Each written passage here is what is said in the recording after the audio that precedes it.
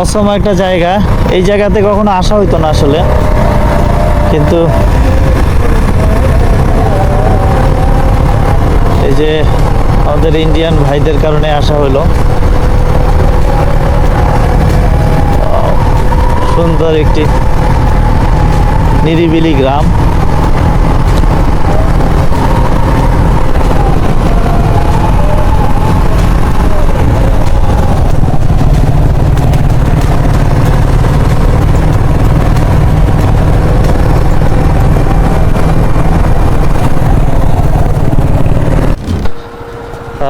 বন্ধুরা, আজকে সিকিমের যেই গ্রামে যাচ্ছিলাম সেই গ্রামের রাস্তাটা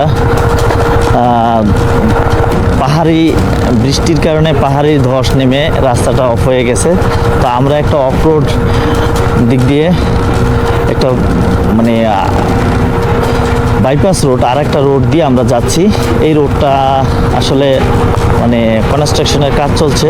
রোডটা একদম মানে কি বলবো, পুরো রাস্তাটা এই যে 2 কিলোমিটার আসলাম অলরেডি। তো এই রাস্তাটা পুরোটাই এরকম অফরোড এবং এত খাড়া। অফরোড আছে ভালো কথা, কিন্তু সেটাও যদি সমতল হতো বা একটু খাড়া কম হতো ঠিক ছিল। এই যে খাড়া ঢালু, নামছি তো নামছি, মানে সামনের ভাই উনি মানে খুব ভয়ে ভয়ে আস্তে আস্তে নামছে। তো যাই হোক, আমি ওনার পিছনে পিছনে নামছি। কিন্তু বিষয়টা হচ্ছে যে এই অফরোডটা দিনে কালকে ভিডিও করব। অফরোডটা কেমন সেটা দেখতে হলে দিনে ভিডিও করতে হবে, রাতে বোঝা যাচ্ছে না। তবে রাতে যে আমরা এই যে একটা অ্যাডভেঞ্চার পরিবেশের ভিতরে যাচ্ছি, অ্যাডভেঞ্চার একটা এনভায়রনমেন্ট, হ্যাঁ, তো এই ফিলটা কিন্তু মানে একটা ডিফারেন্ট ফিল। তো এই অ্যাডভেঞ্চার ফিল নিয়ে নিয়ে যাচ্ছি। এই যে রাস্তার কাজ চলছে, পাথরগুলি পাশে একটা ব্রিজ।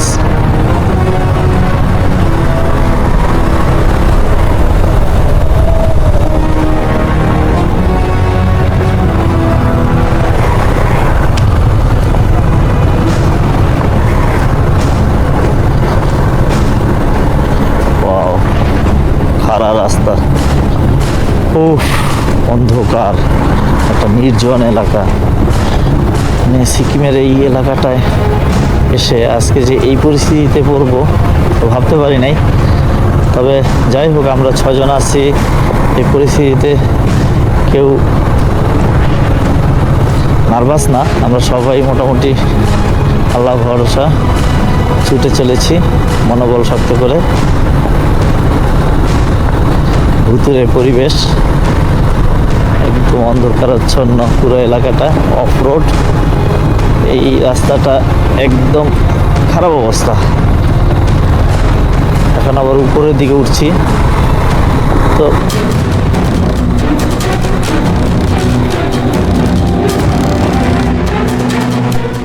পুরো ভৌতিক একটা জঙ্গলে যাচ্ছি সিকিমে এসে, নর্থ সিকিমে এসে 7 মিরর হোম স্টে যেটা রিসোর্ট, সেটা আমরা যাচ্ছি।